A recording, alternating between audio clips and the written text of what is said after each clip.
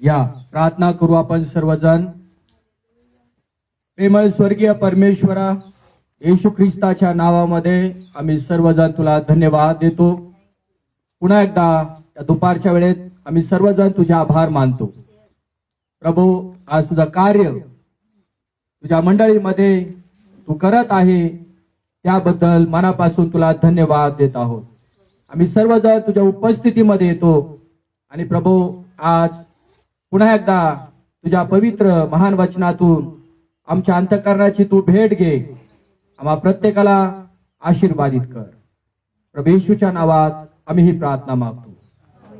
सगळेजण म्हणा आमेन. बोल येशू मसीह की. देवाच्या वचनाकडे आपण जाऊया. आजच्या विषयाचा जो सब्जेक्ट आहे, विषय आहे ज्याचे त्याचे त्याला देणे. म्हणा, ज्याचे त्याचे त्याला देणे. म्हणा, ज्याचे त्याचे घेतलेले त्याला देणे. येशू मसीह की. चला काढूया देवाचं वचन. रोमकरास पुस्तक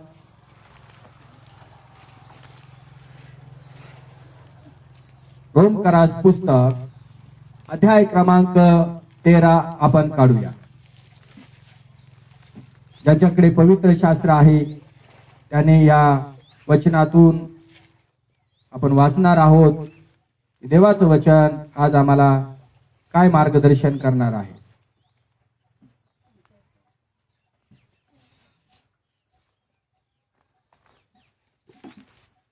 रोमकरास पुस्तक याचा 13वा अध्याय आणि वचन क्रमांक 7 आपण वाचूया. ज्याला जे द्यावयाचे ते त्याला द्या, ज्याला कर द्यावायचा त्याला तो द्या, ज्याला जकात द्यायची त्याला ती द्या, ज्याचा धाक धरायचा त्याचा धाक धरा व ज्याचा सन्मान करायचा त्याचा सन्मान करा.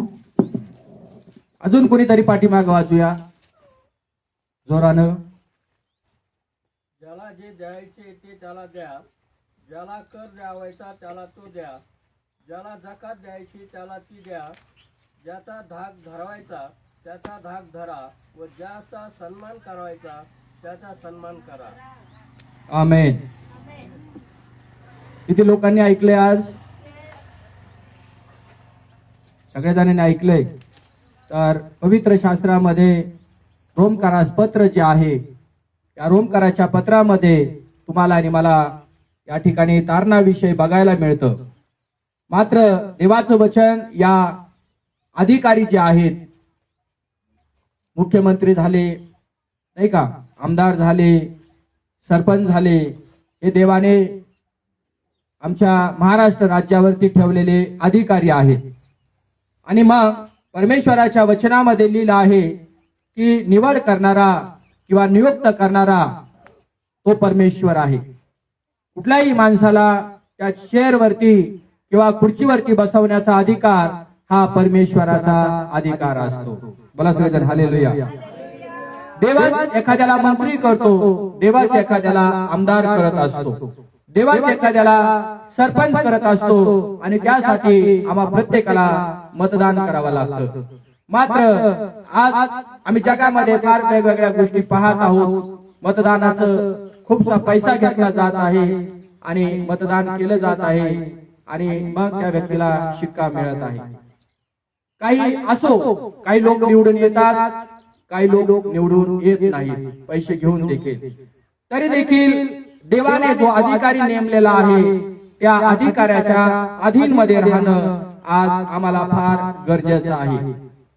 आणि म्हणून आम्हाला शासनाने जे काही अधिकारी वर्ग दिलेले आहेत त्या अधिकाऱ्याला ख्रिस्ती लोकांनी किंवा देवाच्या लोकांनी उलटून बोलू नये ही देवबापाची इच्छा आहे. म्हणा आमेन.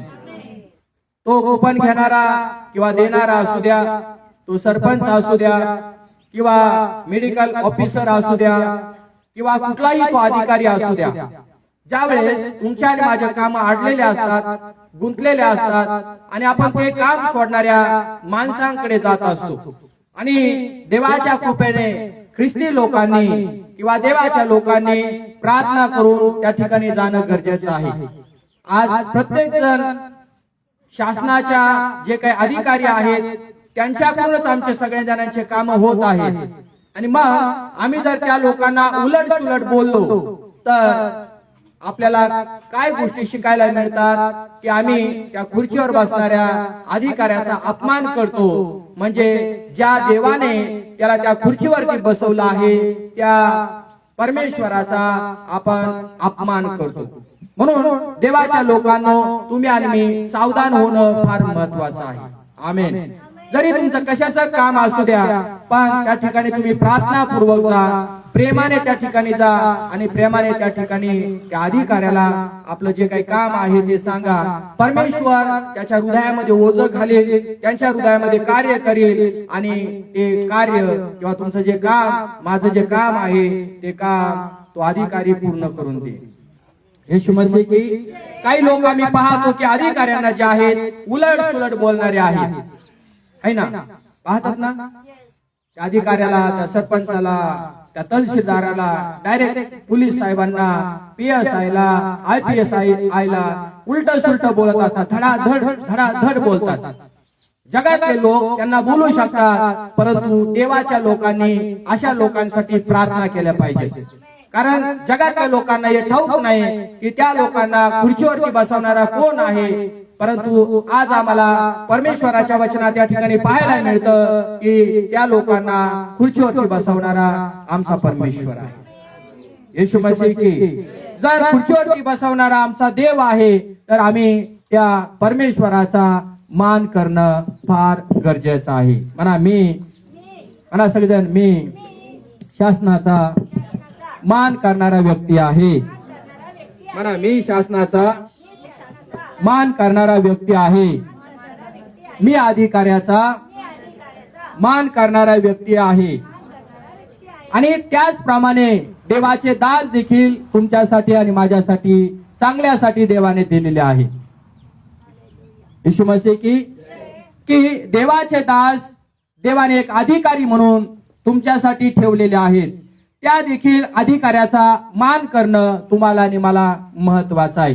जर तुम्ही त्या अधिकाऱ्याचा किंवा देवाच्या सेवकाचा किंवा देवाच्या सेवकाचा जर इन्सल्ट करत असाल, अपमान करत असाल, त्यांना हेवा देवा करत असाल, त्यांची निंदा करत असाल, त्यांच्याबरोबर कुरकुर करत असाल, त्यांना जर नावं ठेवत असाल, तुम्ही आम्हाला नावं ठेवत नसून तुम्ही ज्याने आम्हाला हा अधिकार दिला, हे चर्च चालवायला दिली, ही कलिशा दिली, ही मंडळी दिली, हे लोक त्या परमेश्वराला नावं ठेवतात.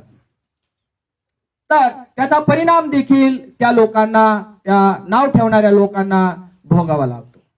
येशू प्रभू की. तर देवाच्या लोकांना सावधान व्हा. जे लोक देवाचं काम करतात आणि मंडळी त्या लोकांना सहाय्य करतात, हेल्प करतात, मदत करतात, त्यांच्या विनंत्या, प्रार्थना देवाकडे सादर करतात, अशा लोकांसाठी तुम्ही विरोध केला नाही पाहिजे. उलट ते लोक आपले अश्रू पुसवतात, आपल्याला मदत करतात, आपल्याला सहाय्य करतात, तर त्या लोकांना आपण सपोर्ट करणं महत्वाचं आहे. आमेन.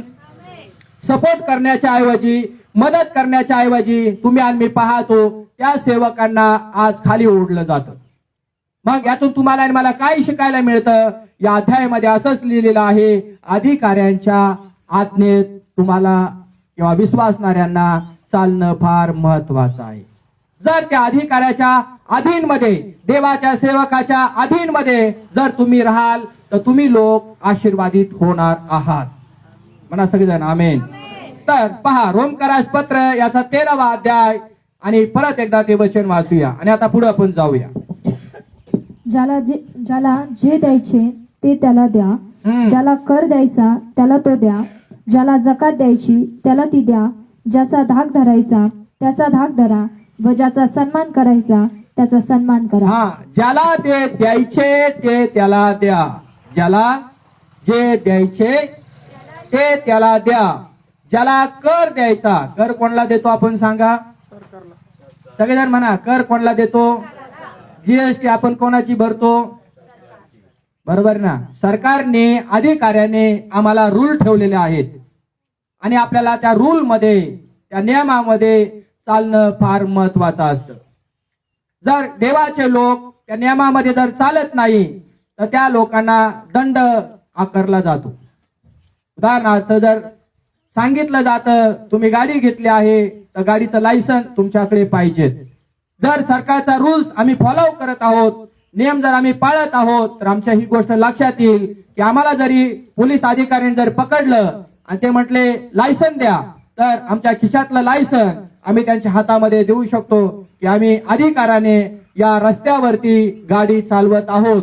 आम्हाला भारत सरकारने जो काही अधिकार दिला आहे त्या अधिकाराचा आम्ही या अधिकृत लायसनच्या द्वारे गाडी चालवण्याचा आम्ही वापर करत आहोत. येशू मसीह की. आणि जर एखादा व्यक्ती असा करत नसेल तर पोलीस अधिकारी त्याला धरतात आणि धरल्यानंतर त्याला मग 500 रुपये 1000 रुपये दंड ठोठावला जातो. जगातील लोक ते करतात, परंतु विश्वासणाऱ्या लोकांनी परमेश्वराच्या नियमात आणि शासनाच्या नियमात चालणं फार महत्वाचं आहे. शासन देवाने आमच्या भल्यासाठी ठेवलं आहे, आमच्या हितासाठी ठेवलेलं आहे. आणि मग आम्ही पाहतो या अध्याय जर तुम्ही वाचलं 1 ते 7 वचन, हे सगळं अधिकारी लोकांविषयी लिहिलेलं आहे. बरं, अधिकारी जे लोक आहेत, शासन जे आहेत, शासन योजना करतं आहे ना, प्लॅन करतं, त्या सुविधा करतं. ते कोणासाठी करतं? भारत देशातल्या लोकांसाठीच करणार ना. येशू मसीह की. त्या सगळ्या सुविधा आहे, योजना आहेत, किंवा घरकुल आहे, किंवा जे काही आता पीक गण आहे, त्याचा विमा आहे, असे कितीतरी उदाहरण तुम्ही आणि आपल्या समोर आणलं तर हे शासनाने कोणासाठी केलेले आहे? आमच्या सर्वसामान्य लोकांसाठी केलेले आहे. आमच्या हितासाठी, आमच्या भल्यासाठी, आमच्या फायद्यासाठी आज शासन काय करत आहे? काम करत आहे. परंतु जर आम्ही त्या शासनाला जर विरोध करायला जर लागलो तर काहीतरी गडबड झाल्याशिवाय राहणार नाही. मग या ठिकाणी लिहिलं आहे, ज्याला जे द्यायचे ते त्याला द्या, ज्याला कर द्यायचा आहे त्याला तो द्या. ज्याला कर द्यायचा आहे त्याला तो द्या. आता खूपसे लोक तुम्ही आम्ही पाहतो की कर भरताना दिसत नाही, इन्कम टॅक्स. आणि मग तुम्ही आम्ही पाहतो आयकर विभागाचे जे छापे आहेत अशा लोकांवरती पडले जातात. पुष्कळ प्रॉपर्टी तुम्ही टीव्हीवरती पाहत असाल, पुष्कळ प्रॉपर्टी वाले आहेत, परंतु त्यांचा इन्कम टॅक्स ते भरत नाही. आणि इन्कम टॅक्स त्या पैशाचा न भरल्यामुळे त्याचा परिणाम काय होतो? आयकर विभागाचा जो ढाल आहे किंवा त्याचा जो छापा आहे त्या प्रॉपर्टीवरती, त्या माणसाच्या घरावर, कुटुंबावर, कंपनीवरती, त्याच्या प्रॉपर्टीवरती त्याचा छापा पाडला जातो आणि सगळी त्याची प्रॉपर्टी जी काही आहे ती हस्तगत केली जाते आणि त्याच्यावरती गुन्हा नोंदवला जात आहे. आपण हे कितीतरी पाहत आहे का? हे काय कारण आहे याच्या पाठीमागचं? की या ठिकाणी लिहिलं आहे ते कर भरत नसल्या कारणानं त्यांना शासनाकडून दंड भरावा लागतो, त्यांना शिक्षा होती, जेलची पण त्यांना शिक्षा होती. आणि मग कितीतरी लोक तुम्ही आम्ही पाहतो, मंत्री असू द्या किंवा कुणी असू द्या, त्यांच्या घरावरती, त्यांच्या कंपन्यावरती धाडी पाडल्या जातात, कारण ते सांगतात की ह्या लोकांनी इन्कम टॅक्स भरलेला नाही. आणि म्हणून देवाच्या लोकांनो, आपल्याला देवाच्या अधीनमध्ये राहणं फार महत्वाचं आहे. आज आम्ही संडेचा दिवस आहे, आज आपण परमेश्वराच्या नावाला प्रथम धन्यवाद दिला पाहिजे. का देवाला धन्यवाद द्यायचा? का त्याने आम्हाला रात्री चांगली झोप दिली आहे. म्हणा सगळे आमेन. आमच्या संग तो बोलला आहे. आजचा दिवस सोन्याहूनही सुंदर त्याने आमच्यासाठी दाखवला आहे. मग आजच्या दिवसामध्ये प्रभूने आम्हाला जिवंत ठेवून आता या ठिकाणी चालण्यासाठी, उठण्यासाठी, बसण्यासाठी नाही का शक्ती दिलेली आहे, ताकद दिलेली आहे. कालांतराने आम्ही थोड्या वेळाने पाहणार, आम्ही जेवण पण करणार आहे किंवा नाश्ता पण केलेला असेल, आम्ही ह्याही परिस्थितीमध्ये कोणाला धन्यवाद दिला पाहिजे? म्हणा, देवाला धन्यवाद दिला पाहिजे. प्रथम देवाला धन्यवाद आहे. दुसरी गोष्ट आहे की ह्या महाराष्ट्र राज्यात की काबाड कष्ट करणारा, रात्रंदिवस काम करणारा, 24 घंटे काम करणारा कोण आहे?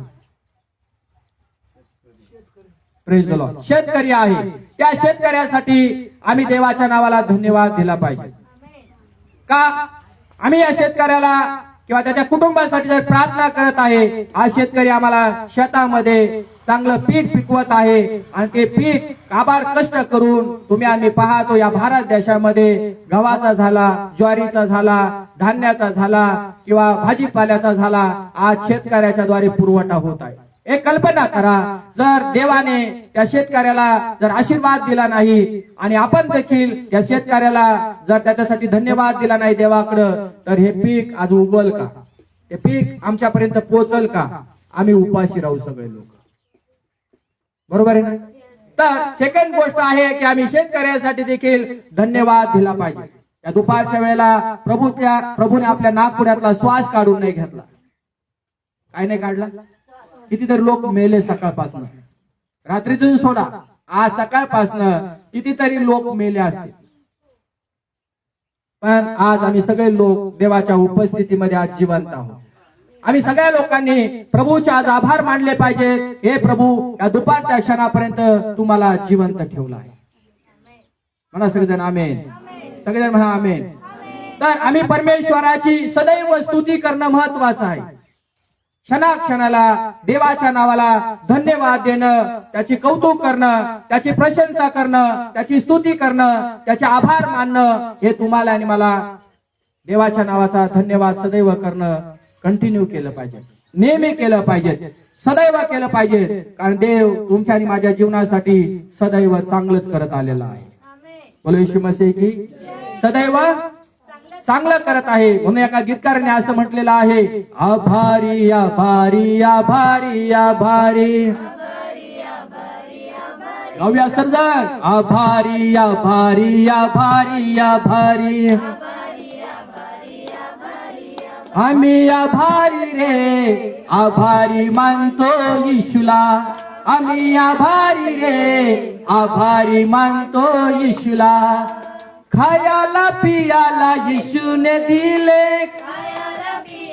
येशूने दिले, रायाला जागा येशूने दिली, राहायला जागा येशूने दिली. हो खायाला पियाला येशूने दिले, रायाला जागा येशूने दिली. आम्ही आभारी रे, आभारी मानतो येशूला. आम्ही आभारी रे, आभारी मानतो येशूला.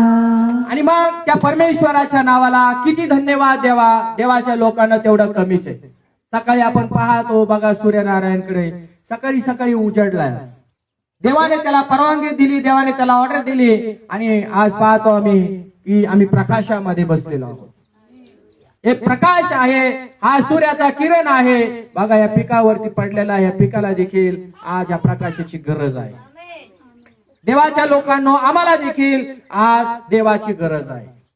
जर या पिकाला सूर्याची गरज आहे, त्या सूर्याच्या प्रकाशाची तुम्हाला देखील गरज आहे आणि मला देखील आज गरज आहे. तो जर 3 दिवस 4 दिवस जर गायब झाला, देवाने त्याला जर ऑर्डर दिली नाही, तर आपण पाहतो या भागामध्ये मागच्या 15 वीक मध्ये काय झालं होतं. प्रचंड थंडी पडली, घरामध्ये बसलं तरी थंडी थंडी थंडी थंडी झाली. आणि मग आम्ही पाहतो ज्यावेळेस ऊन पडलं नाही, त्यावेळेस आम्ही काय केलं? आम्ही शेकोटे केले, नाही का? आम्ही शेक केला, त्या शेकाजवळ बसलो आणि आपण तीनदा मुखातून म्हणायचं, आज सूर्य उगवला नाही, आज ऊन पडलं नाही, आज सूर्य उगवला नाही, आज ऊन पडलं नाही. आपण वारंवार पुन्हा पुन्हा पुन्हा पुन्हा ते बोलू लागलो. किती लोक बोलले का नाही? त्याचा परिणाम देखील आम्हाला कळतो. मग याही परिस्थितीमध्ये आपण देवाला धन्यवाद दिला पाहिजे की देवा, आज तू प्रकाशाला किंवा या ठिकाणी उन्हाला तू या ठिकाणी पाठवलेला आहेस. उन्हाचा प्रकाश आमच्या जीवाला चांगला वाटतो. देव आमच्यासाठी वेळोवेळी पाऊस देतो, त्यासाठी देखील आम्ही प्रभूला धन्यवाद दिला पाहिजे. शेतासाठी देखील आज पावसाची आवश्यकता आहे. जर पाऊस आहे तर ते पीक येणार आहे, जर पाऊस नाही तर तुम्हाला आणि मला पिण्याला देखील पाणी राहणार नाही. मग आम्ही पाहतो कितीतरी महिला मंडळ, पुरुष मंडळ पाणी आणण्यासाठी कुठं कुठं जातात. काही काही भागामध्ये लोक आम्ही पाहतो कुठं कुठं पाणी भरण्यासाठी जात आहे. कळशी घेऊन, हंडा घेऊन, डब्बा घेऊन, ड्रम घेऊन, कितीतरी लांब 3-3, 5-5, 10-10 किलोमीटर त्यांना जावं लागतं.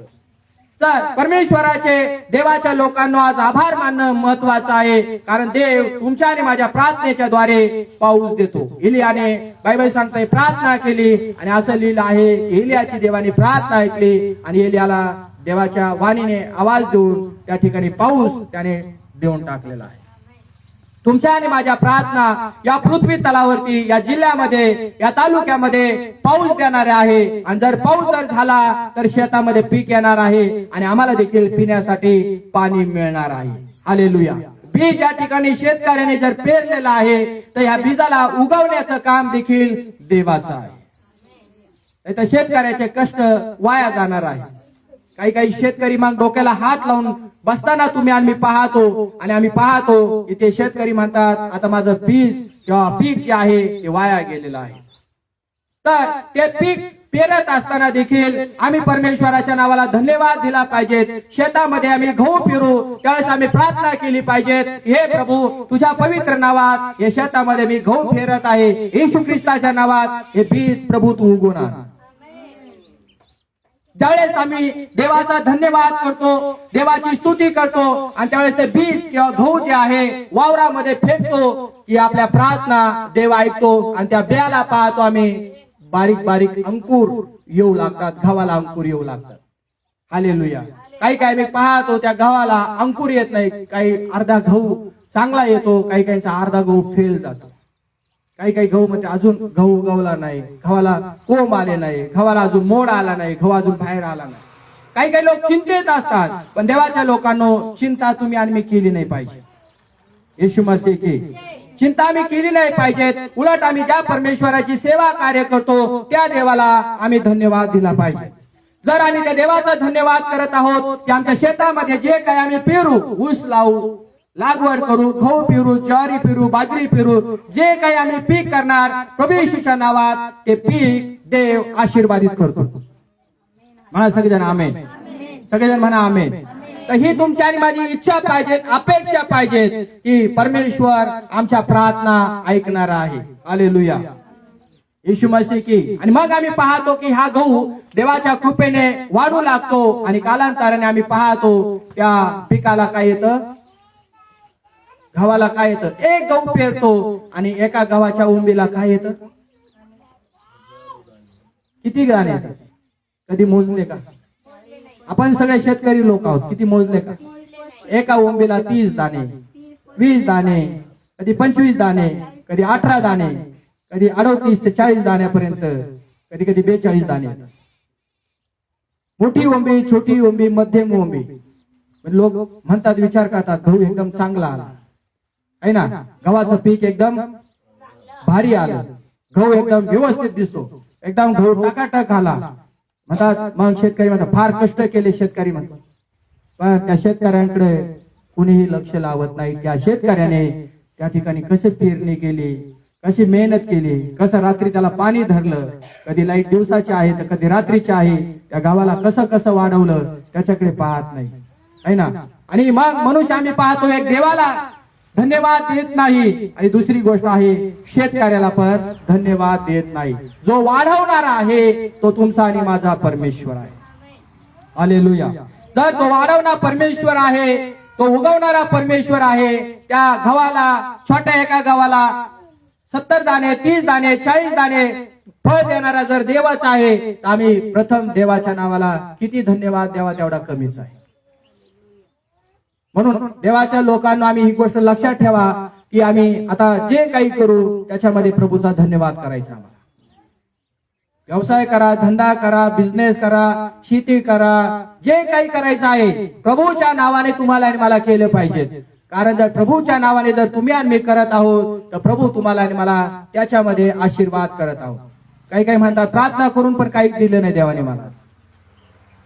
असे लोक आम्ही बोलताना पाहतो, प्रार्थना केली तरी देवाने आम्हाला काही दिलं, प्रार्थना केली तरी पीक आमचं असं आहे.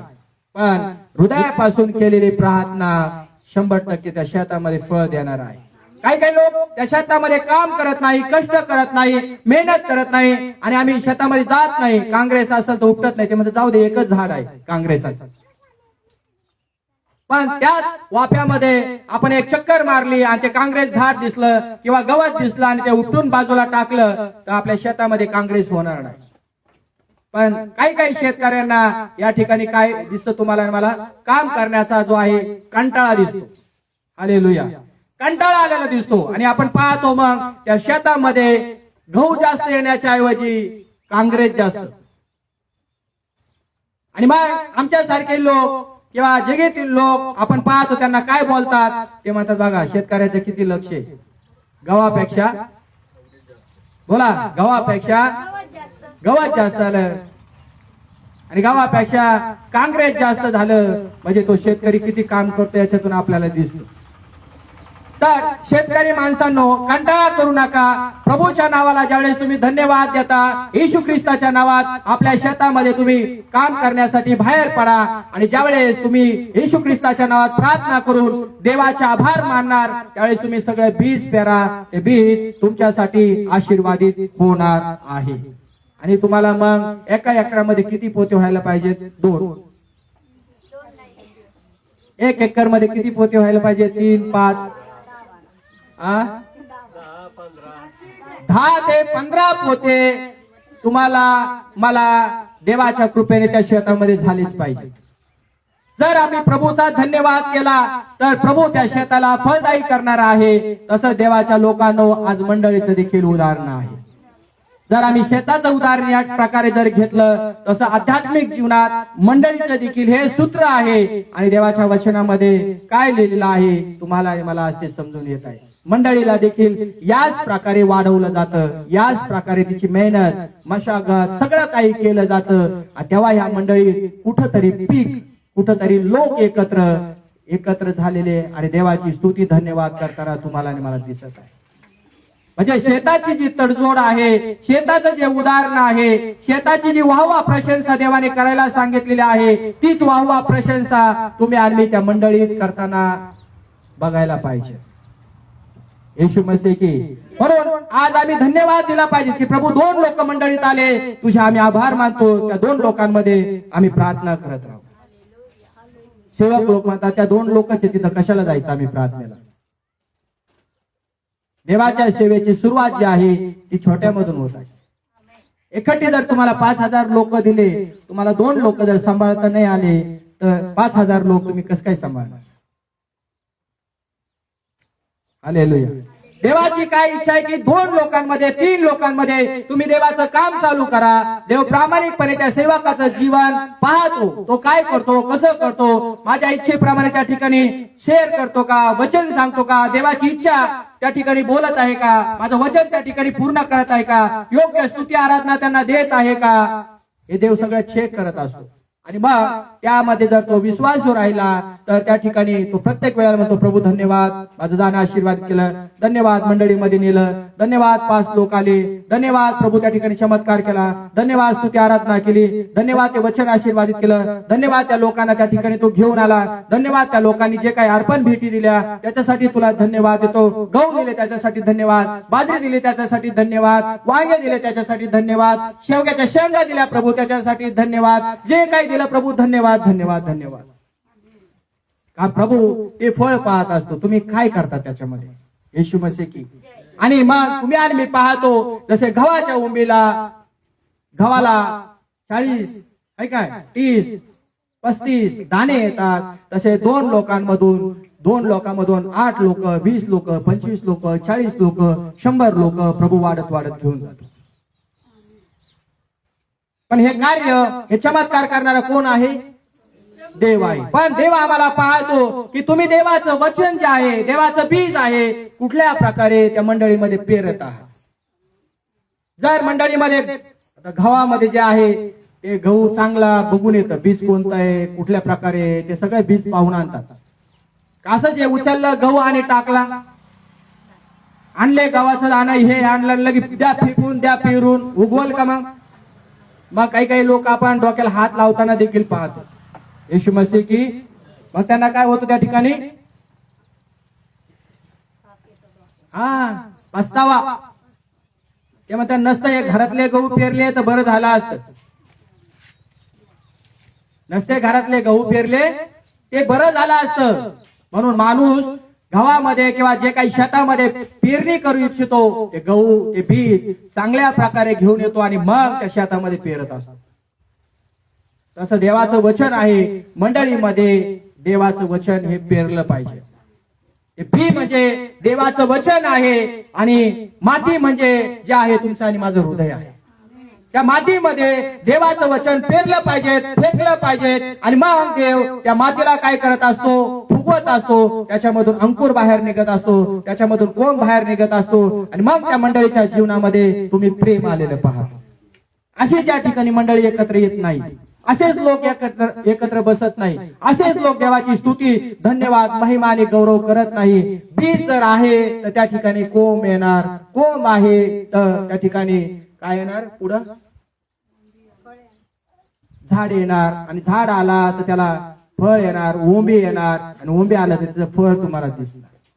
जर त्या ठिकाणी देवाचं वचन नाही, देवाचं बीज नाही, त्या मातीमध्ये पेरलं जात आहे, देवाच्या मंडळीमध्ये पेरलं जात आहे, तर त्या ठिकाणी ऊन पडणार नाही, पाऊस पडणार नाही, काहीच होणार नाही. कारण देवाची इच्छा त्या ठिकाणी पूर्ण होत नाही. म्हणून देवाच्या लोकांना आपण ही गोष्ट लक्षात घ्या की आम्ही देवाचे लोक आहोत. परत एकदा वचन वाचा, फार महत्वाचं आहे. ज्याला जे द्यायचे ते त्याला द्या, ज्याला कर द्यायचा त्याला तो द्या, ज्याला जकात द्यायची त्याला ती द्या, ज्याचा धाक धरायचा त्याचा धाक धरा, व ज्याचा सन्मान करायचा त्याचा सन्मान करा. आमेन. ऐकलंय? किती मुद्दे आहे त्याच्यामध्ये, एक एक लाईन करा पहिल्यापासून. हा करा, हा परत वाचा. पहिला मुद्दा, ज्याला जे द्यायचे ते त्याला द्या. ज्याला जे द्यायचे त्याला द्या. एक नंबर मुद्दा कोणला आहे? पहिला स्थान, पहिला मान, पहिला सन्मान, पहिला आदर, मला सगळं देवाला. हा दुसरा मुद्दा, ज्याला कर द्यायचा त्याला तो द्या. ज्याला कर द्यायचा त्याला तो कर द्या. दुसरा मुद्दा, कर कोणाला द्यायचा? म्हणा, सरकारला कर द्यायचा, आम्ही त्यांच्या विरोधात वागणार नाही. तिसरा मुद्दा, ज्याला जकात द्यायची त्याला ती द्या. ज्याला जकात द्यायची त्याला ती जकात द्या. कोणाला द्यायचं जकात? हा बोला बोला. सरकारमध्ये जमा होते. 3 नंबर, 4 नंबर, 4 नंबर होता. ज्याचा धाक धरायचा त्याचा धाक धरा. हा, धाक कोणाचा धरायचा? सगळेजण म्हणा, धाक कोणाचा धरायचा? अरे सगळेजण बोला, धाक कोणाचा धरायचा? पहिला धाक कोणाचा? मुद्दा नंबर 4 पुढं. ज्याचा सन्मान करायचा त्याचा सन्मान करा. ज्याचा सन्मान करायचा त्याचा. सन्मानाच्या बाबतीत मध्ये कोण बसतं? पहिलं देव, नंतर देवाचा सेवक, आणि नंतर अधिकारी लोक. किती मुद्दे आहेत त्याच्यामध्ये? किती मुद्दे आहेत? इकडे माझ्याकडे बोट केलेले हाताचे. किती? म्हणा, हे 5 मुद्दे मला पाळणं गरजेचं आहे. हा, मग आपण या 5 मुद्दे आतापर्यंत व्यवस्थित केले का? पाळले का? आचरणात आणले का? जर आपण ते आचरणात आणले नाही, आज प्रभूला प्रामाणिकपणे क्षमा मागा. प्रभू, आतापर्यंत हे केलं नाही, ठीक आहे, पैसे आपल्याकडे प्रॉपर्टी लई नसन, पण आता जीएसटी तर कट व्हायला लागल्याच आहे, घरपट्टी तर कट व्हायला लागलेली आहे, पाणीपट्टी तर कट व्हायला लागलीच आहे ना. एक एक उदाहरण घेतलं तर सगळं काही कट होत चाललेलं आहे. म्हणजे आपण देखील त्याच्यामध्ये सामील होतो. लाईट बिल आलं, काही आलं, त्याच्यातून आपले पैसे काय होतात? कट होतात. म्हणजे आपण ते सरकारला देतच आहे. पुढे जाऊया. मग काय लिहिलं आहे स्तोत्र संहितेच्या पुस्तकामध्ये 24वा अध्याय आणि पहिलं वचन आपण वाचूया. पृथ्वी व तिच्यावरील सर्व काही परमेश्वराचे आहे, जग व त्यात राहणारे परमेश्वराचे आहे. हा, पृथ्वी व तिच्यावरील सर्व काही देवाचे आहे. कोणाचे आहे? कोणाच्या मनात शंका आहे का हे देवाने बनवलेलं नाही? इलोहीम परमेश्वरने हे बनवलेलं नाही. त्रिएक परमेश्वराने हे जग घडवलेलं नाही किंवा तयार केलेलं नाही आपल्या मुखातून निघणाऱ्या शब्दांच्या द्वारे. असं कोणाच्या मनात शंका आहे का? नाही नाही, हे देवाने बनवलेलं नाही. आकाश, ही पृथ्वी देवाने बनवलेली नाही, हे झाडं देवाने बनवलेले नाही, ही सृष्टी देवाने बनवलेली नाही. आहे का कोणी असं? परमेश्वराच्या वचनामध्ये तुम्ही आणि मी पाहतो, बायबलचा देव तुमच्या संग आणि माझ्या संग बोलतो आणि तो म्हणतो जग देवाने निर्माण केलेलं आहे. उत्पत्तीच्या पुस्तकात, प्रारंभाच्या पुस्तकात, पहिल्या अध्यायामध्ये आणि पहिल्या वचनामध्ये आपण काय लिहिलं आहे ते वाचूया. रीड. Thank you Jesus.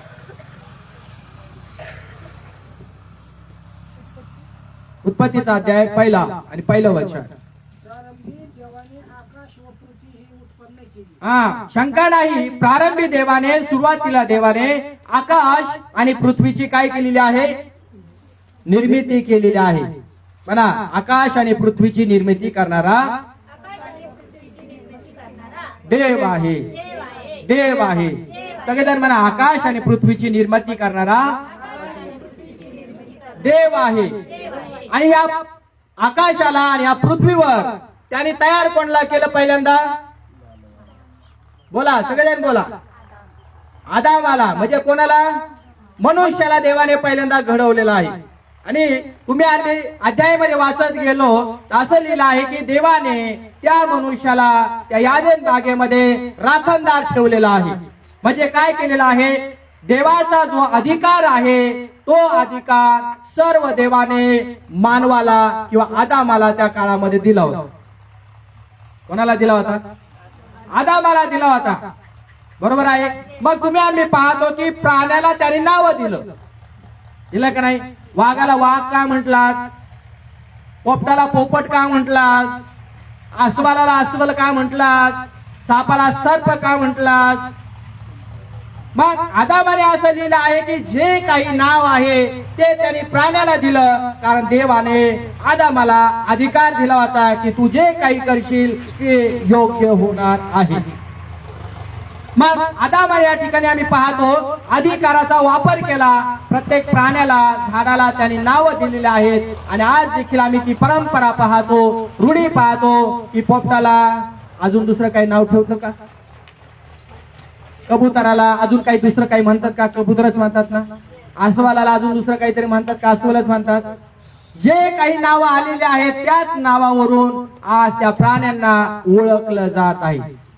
मग मानवाला जो काही अधिकार देवाने दिलेला आहे तो अधिकार देवाने चांगला दिला. आणि त्या बागेमध्ये तुम्ही आणि मी पाहतो आदाम त्या ठिकाणी कष्ट करू लागला, काम करू लागला, मेहनत करू लागला, घाम गाळू लागला, कारण तो एकटा होता.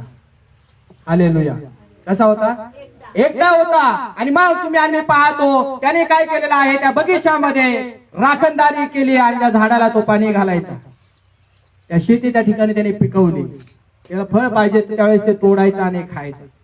मग त्यांनी जर आदामाने त्या ठिकाणी जर व्यवस्था केली नसती, त्या ठिकाणी त्या बगीच्यामध्ये काम केलं नसतं, मेहनत केली नसती, कष्ट जर केले नसते तर त्याला खाण्याचा अधिकार होता का? पण देवाने आदामाला त्या ठिकाणी काय करायला दिले आहे? काम करण्याची संधी दिलेली आहे की आदामा या बागेमध्ये तू काय कर? काम कर. आणि नंतर त्यांनी त्याचे जोडीदार दिले. मग आदाम ज्यावेळेस त्या ठिकाणी काम करू लागला, व्यवस्था त्या ठिकाणी करू लागला, नीटनेटकेपणा, शिस्त त्या ठिकाणी, कुठं काय करायचं, कुठं काय करायचं, कुठं काय मांडायचं, कसं मांडायचं, आदाम त्या ठिकाणी बरोबर डिसिप्लिन त्या ठिकाणी देऊ लागला. आणि मग तुम्ही आणि पाहतो पहिला मानव पृथ्वी तलावाचा अधिकारी म्हणून नेमला गेला तो देवा. परत आपण तिथं चालू. आपल्याला जो काही देवाने अधिकारी दिलेला आहे, शासनाचा अधिकारी असू द्या किंवा देवाने नेमलेला सेवक असू द्या, त्या अधिकाऱ्याचा आपण अपमान करू नये. हालेलुया. पण देवाच्या वचनात लिहिलं आहे मग पहिला अधिकारी देवाने नियुक्त केला आणि त्या अधिकाराचा आदामाने चांगल्या प्रकारे उपयोग केला. चांगल्या प्रकारे त्याने पैसे खाल्ले का मध्ये? आजच्या अधिकाऱ्यांसारखं ते नाही. आज आपण भरपूर काही चुकीच्या गोष्टी पाहतो, पण आदामाने त्या गोष्टी केल्या नाहीत. पण आदाम फसवला गेला आहे ना. त्याला जोडीदार मिळाली. हालेलुया. सगळेजण म्हणा, त्याला जोडीदार मिळाल्यानंतर आदाम या ठिकाणी फसवला गेला असं लिहिलं आहे. हवा त्या ठिकाणी फसवली गेली असं लिहिलेलं आहे. आणि मग त्याचा दुष्परिणाम तुम्ही आम्ही पाहतो की देवाने आदामाला जो काही अधिकार दिला होता त्या अधिकाराचा तो वापर करायचा, पण त्या ठिकाणी अधिकाराचा दुरुपयोग व्हायला लागला. मग आम्ही पाहतो की आज खुर्चीवरती देवाने नेमला आहे, मात्र त्या खुर्चीचा सदुपयोग करायचा का दुरुपयोग करायचा आज त्या अधिकाऱ्यावरती ठेवलेला आहे. हालेलुया. जर तो अधिकारी पवित्र शास्त्रात लिहिलाय, राजांनी देखील अनेक राज्य झालेत, काही राजांनी अधिकाराचा चांगला उपयोग केला, समाजाच्या हितासाठी, कल्याणासाठी, भल्यासाठी चांगल्या चांगल्या सुख सुविधा केल्या, त्या जनतेला खुश केलं. केले का नाही? इतिहास आम्हाला सांगतो. पण काही काही लोक त्या खुर्चीवरती बसले, त्या राजसिंहासनावर बसले, राजा झाले आणि प्रजा त्यांच्या हातामध्ये दिलं, त्या प्रजाला ते पिळायला लागले. त्या प्रजेला ते पापामध्ये घेऊन जायला लागले, त्या प्रजेला त्या नुकसान करायला लागले, त्या प्रजेचं त्या लोकांचं त्या हानी पोहोचायला लागले, त्यांच्यावरती जुलूम करायला लागले. असं पुष्कळ पवित्र शास्त्रामध्ये पाहायला तुम्हाला मला मिळत आहे. हालेलुया. तर देवाच्या वचनात तुम्हाला आणि मला पाहायचा की देवाने पहिला अधिकारी नेमला, त्याचं नाव आदाम होतं आणि त्याला पहिला पृथ्वी तलावर देवाने पहिला अधिकार दिला. पहा, पहिला मनुष्य जगामध्ये कुणी असेल तर तो आदाम होता आणि देवाने सगळ्या पृथ्वी तलावरती त्याला अधिकार दिला आणि आदामाने त्या अधिकाराचा चांगला उपयोग करून घेतला. तुम्हाला आणि मला ज्याही परिस्थितीमध्ये खुर्चीवरती देवाने ठेवलं आहे, पायरीवरती ठेवलेला आहे, त्याचा तुम्ही चांगल्या प्रकारे उपयोग करा. जिथं तुम्हाला नोकरी दिलेली आहे, ती तुम्हाला खुर्ची बसण्याची दिली, तर त्या खुर्चीचा देखील तुम्हाला देवाने अधिकारी बनवला आहे किंवा एक वरिष्ठ बनवलेला आहे. तर त्या लोकांच्या कल्याणासाठी, हितासाठी, भल्यासाठी, फायद्यासाठी तुम्हाला जेवढी त्यांची सेवा कार्य करता येईल, प्रभू येशू ख्रिस्ताच्या नावात तुम्ही तेवढी सेवा कार्य करा. हालेलुया. ख्रिस्ती लोकांनी किंवा देवाच्या लोकांनी त्या खुर्चीचा गैरउपयोग करू नये, टेबल खालून पैसा घेऊ नये. कळतंय तुम्हाला? किती लोकांना कळतंय? शेजाऱ्याला सांगा मला हे कळत आहे. मला शेजाऱ्याला सांगा मला हे कळत आहे. भविष्यामध्ये देव देखील आम्हाला त्या खुर्च्या देणार आहे, देत आहेत, काहींना दिल्या आहेत. पण मग त्याचा अर्थ असा नाही की गैरफायदा त्याचा घ्यायचा.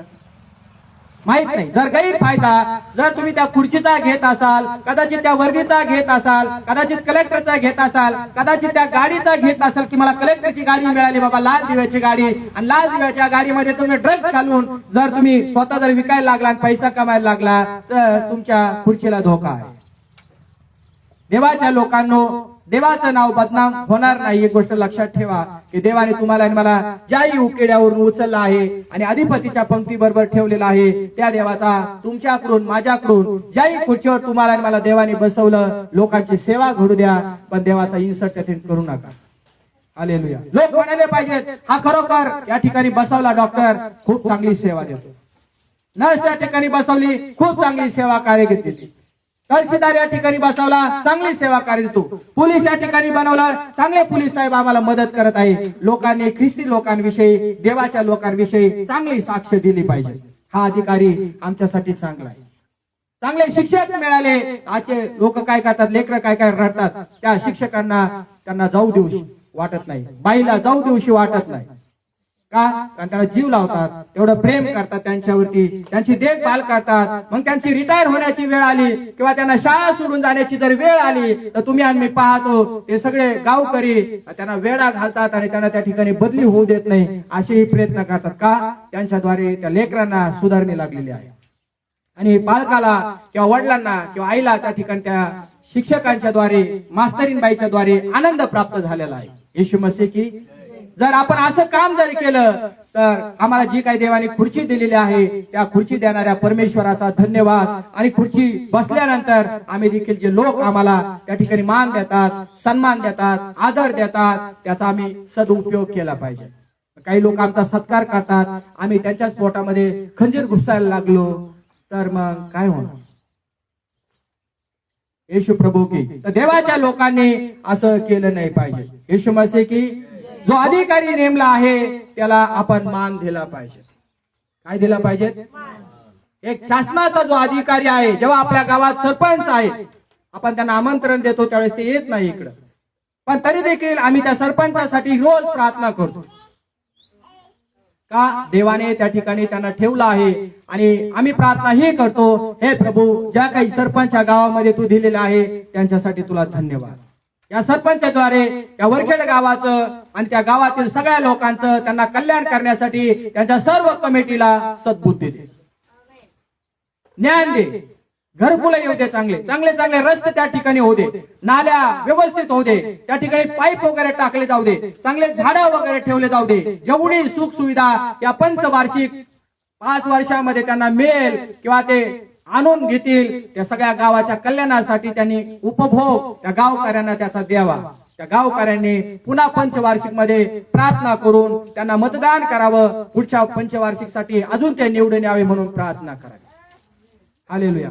जरी त्यांचं मन वेगळं असेल, त्यांचं हृदय वेगळं असेल, त्यांचे विचार वेगळे असेल, तरी देखील देवाच्या लोकांनो आम्ही त्या सरपंचासाठी, त्यांच्या टीमसाठी प्रार्थना करणं महत्वाचं आहे. कारण तुमच्या आणि माझ्या प्रार्थना त्यांचं मन बदलणारे आहेत. आणि मग आम्ही जे काही कामं त्यांच्याकडे घेऊन जाऊ, आमच्या कामाला क्षणामध्ये ते न पाहता वाचल्याबरोबर शिक्का मारून देते आणि ते म्हणते पटकन यांचं काम करून द्या. पाचवा मुद्दा या ठिकाणी तुम्ही आणि मी पाहत आहोत, जो काही आम्हाला अधिकारी दिलेला आहे त्याचा तुम्ही आणि मी काय केला पाहिजे? मान केला पाहिजे. मला सगळेजण मान केला पाहिजे. म्हणून देवाच्या लोकांनी ग्रामपंचायत मध्ये जाऊन त्यांना झगडपकड नाही करायचं, वाकडं तिकडं बोलायचं नाही.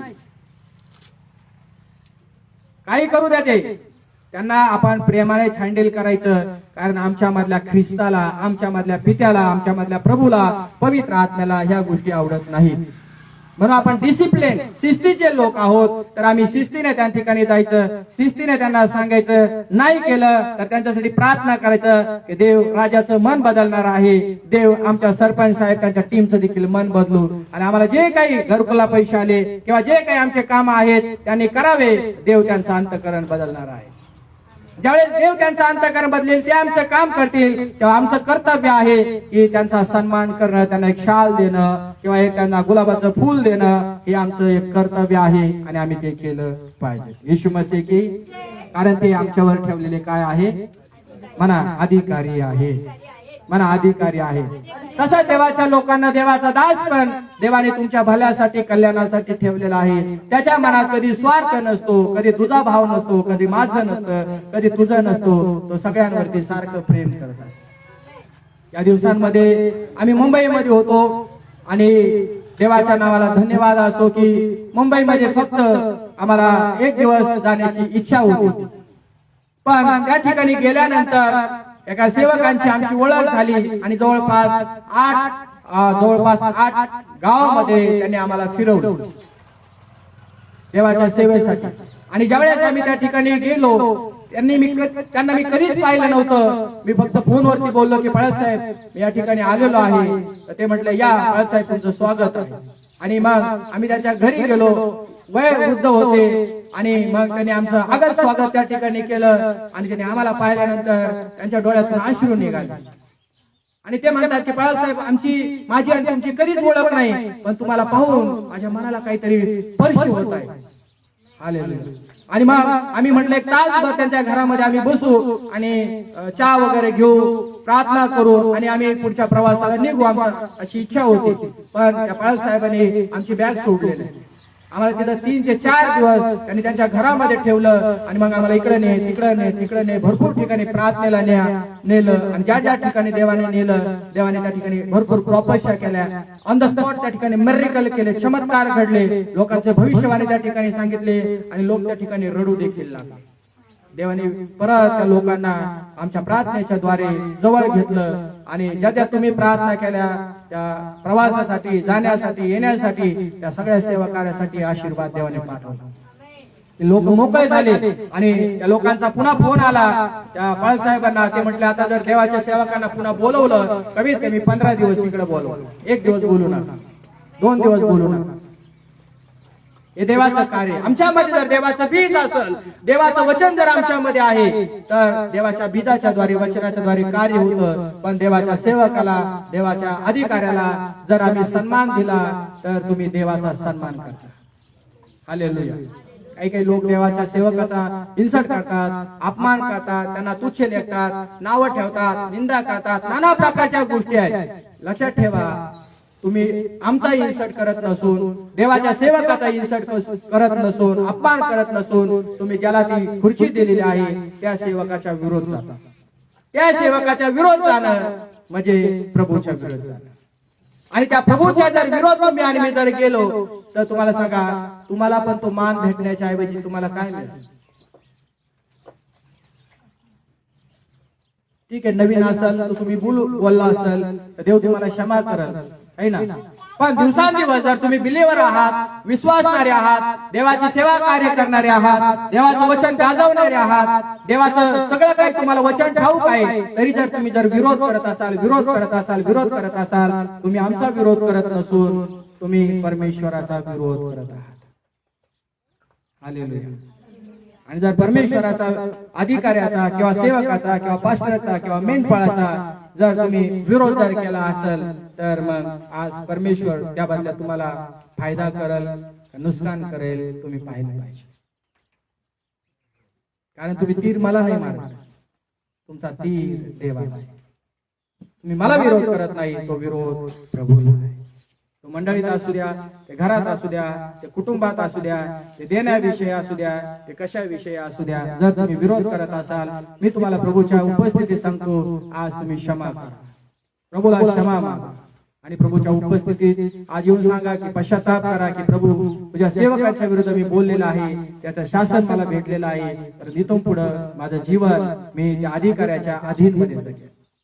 देवाने जर आपल्याला अधिकारी दिला आहे, तर अधिकारी तुमच्या फायद्यासाठी असतो आणि तो तुम्हाला चांगला सल्ला देणार, चांगली मसलत देणार, चांगलं शिक्षण देणार, चांगलं तुमच्यासाठी प्रेर वगैरे प्रार्थना करणार. जे काही करायचं अधिकारी तुमच्यासाठी सगळं काही चांगलं चांगलं चांगलं चांगलं चांगलं करणार. हालेलुया. त्या अधिकाऱ्याच्या अधीनमध्ये राहणं फार महत्वाचं. जसं सरकारच्या अधीनमध्ये आपण राहतो लायसन्सच्या माध्यमातून आपण पाहिलं, तसं देवाने जर तुम्हाला मेंढपाळ दिलेला आहे, देवाची इच्छा आहे त्या मेंढपाळाच्या अधीनमध्ये तुम्ही राहा.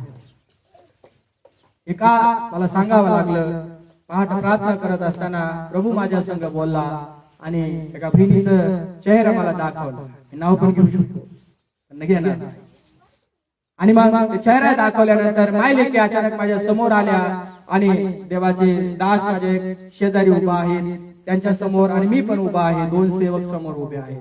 आणि मग त्यांच्या मनात कन्फ्युज व्हायला लागलं की आता या ठिकाणी एक देवाचे सेवक आहे, आमचे पण दास आहे, पण आमची इच्छा यांना बोलवा, पण आमच्या सेवकाला काय वाटत, आमची इच्छा आहे त्यांना बोलवा, त्यांना काय वाटत. मग ते कन्फ्युज झाले, आम्ही बोलू का नको पास्टरला, आम्ही त्या सेवकाला बोलू का नको, बोलू का नको, बोलू का नको. हालेलुया. मी ते पाहत होतो प्रेयर मध्ये 3 वाजता रात्री आणि मग मी देवाला विचारलं की देवा हे काय आहे. आणि मग प्रभूने मला हा सांगितला की तुम्हाला दिलेल्या मेंढपाळाच्या अधीनमध्ये असणं महत्वाचं आहे. येशू मसीह की कन्फ्युज होऊ नका. देवाच्या सेवकाला जे विचारायचं ते विचारा आणि जर देवाच्या सेवकाला विचारलं तर देवाचा सेवक त्या सेवकांसाठी पण प्रार्थना करेल आणि देवाची जर इच्छा असेल तो आपल्या मंडळीत यावा आणि त्याने देवाचे वचन शेअर करावं. तर आपण सगळेजण मिळून त्यांच्यासाठी प्रार्थना करू, आपणही त्यांच्यासाठी प्रार्थना करू, तुम्ही त्यांच्यासाठी प्रार्थना करा आणि ज्या सेवकाला बोलवायचं तुमची इच्छा असेल त्या सेवकाला आम्ही बोलू. पण देवाचं चिन्ह किंवा देवाचा इशारा, देवाचं काहीतरी आम्हाला प्रूफ त्या सेवकाविषयी मिळायला पाहिजे की येऊ द्या त्याला, त्यांचं स्वागत आहे. जर ते आले तर आम्ही त्यांना शाल देणार, गुच्छ देणार, फूल देणार, सगळं काही देणार, आनंदाने त्यांना या ठिकाणी देवाच्या लोकांमध्ये काम करण्यासाठी मोकळीकता पण देणार. पण परस्पर जर तुम्ही देवाच्या सेवकाचा विरोध केला आणि मग म्हटले आमच्या नाही आता पास्टरला सांगायचंच नाही, आपण गपचिप इकडं बोलून घेऊ आणि मग तुम्हाला वाटत असेल देवाच्या सेवकाला हे कळणार नाही, पण पवित्र आत्मा मला ह्या गोष्टी प्रगट करतो. Hallelujah, hallelujah. म्हणून या ठिकाणी असं लिहिलं आहे 5वा मुद्दा की आपल्या दिलेल्या मेंढपाळाच्या अधीनमध्ये देखील तुम्ही असणं गरजेचं आहे, त्यामध्ये देखील तुम्हाला आशीर्वाद. पहिला देवाला धन्यवाद, दुसरा शेतकऱ्याला धन्यवाद जे आमच्यासाठी काम करतात त्यांच्यासाठी धन्यवाद द्यायचा. आणि चौथी गोष्ट आहे की 5वी गोष्ट आहे म्हणजे अध्यात्म तुम्ही आणि मी वाचलं की सर्व परिस्थितीमध्ये पहिला देवाला धन्यवाद, नंतर आम्हाला अधिकारी वगैरे वगैरे जे काही दिलाय त्यांना पण काय द्या, बोला काय द्या, धन्यवाद द्या आणि त्यांच्यासाठी सदैव काय करा, प्रार्थना करा. आमेन. प्रार्थना करा.